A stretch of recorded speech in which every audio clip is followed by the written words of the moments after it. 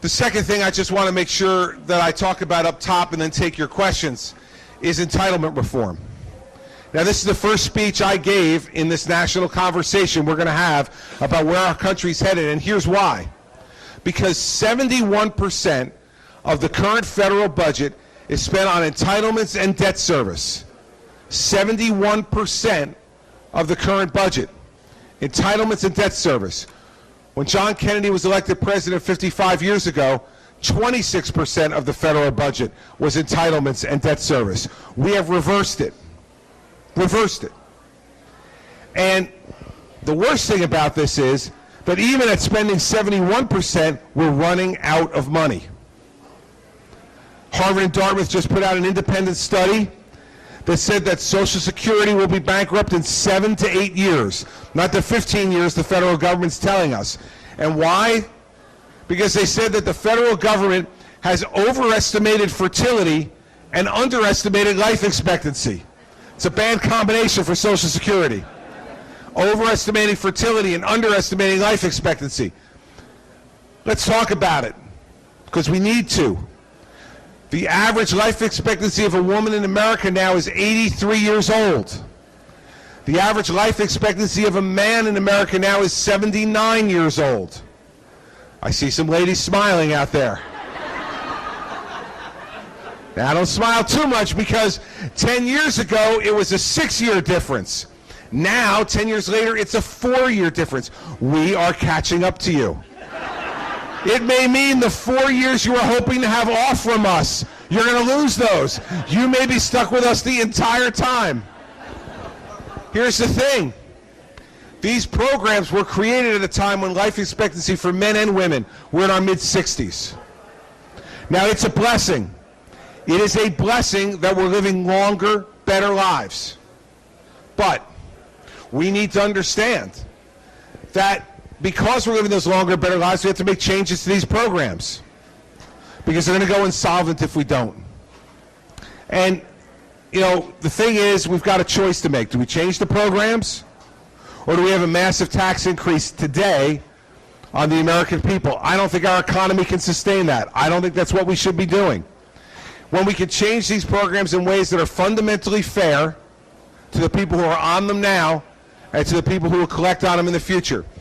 Real quickly, in our website, we have a 12-point plan on Social Security, Medicare, Medicaid, and Social Security disability insurance. But I'll give you Social Security right off the top. We need to increase the retirement age 2 years in recognition of this increased lifespan. But we phase it in over 25 years. So before Mrs. Clinton starts accusing me of throwing Grandma and Grandpa off the cliff, the old Democratic game, that would be a 25-year fall off the cliff. That means gravity as we know it has ended.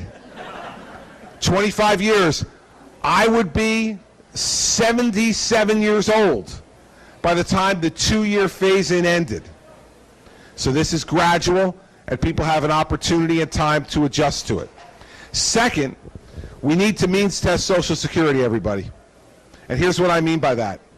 If you have over $5 million in liquid assets when you retire, that throws off $200,000 or more in retirement income. Retirement income, $200,000 or more. Do you really need a Social Security check? I don't think so. And here's the thing. You know, if you do it, if you take it anyway, we're going to lead towards insolvency more quickly. And for those folks who say, hey, listen, I paid for Social Security, I deserve to get it back, I tell you, there's lots of things in this life you pay for that all you get back in return is the security of knowing that if you need it, it will be there. So Social Security was about making sure that nobody who worked hard in our society grew old in poverty, but they didn't have to choose between heat and food.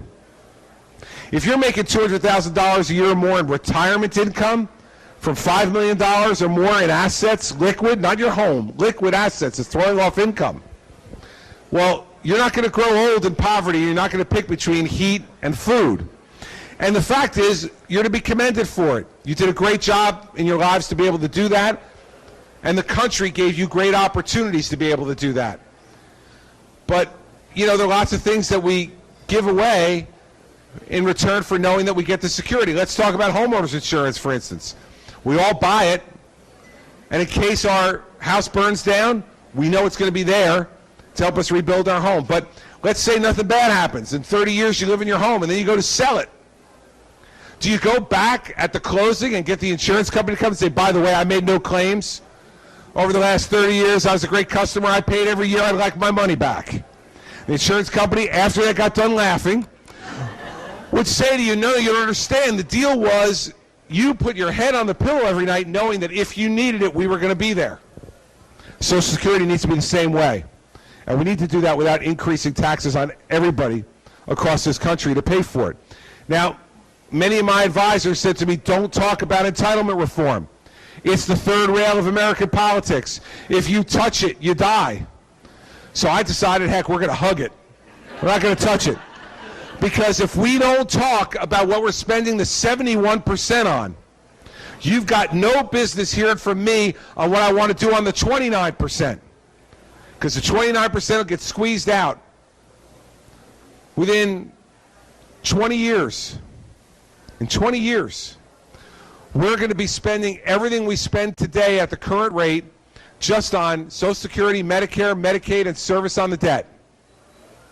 71% will become 100%. We cannot have that. It will not make America a great country, and it will lead to insolvency of these programs, and for the people who really need them, they'll be hurt. So, as difficult as the conversation is to have, if you're going to lead in this country at this time in our history, you better have the conversation, and that's why we're going to have it. Now, last thing on this is that Governor Huckabee and a couple others have said, well, this isn't right. If Governor Christie does what he says he'd like to do here, that'll be ratifying, lying, and stealing from the government. Listen, I have a message for Governor Huckabee and for other folks who object. The lying and stealing has already occurred. Right, that lockbox Al Gore talked about back in 2000?